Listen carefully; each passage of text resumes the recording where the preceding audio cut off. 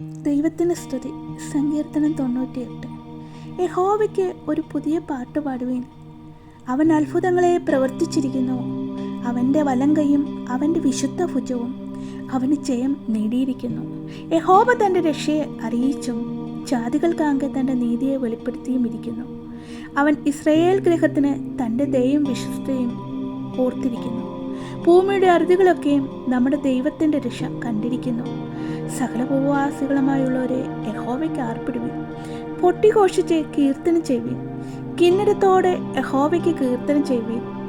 കിന്നരത്തോടും സംഗീത സ്വരത്തോടും കൂടെ തന്നെ, കാഹളങ്ങളോടും തൂര്യനാദത്തോടും കൂടെ രാജാവായ യഹോവയുടെ സന്നിധിയിൽ ഘോഷിപ്പീൻ.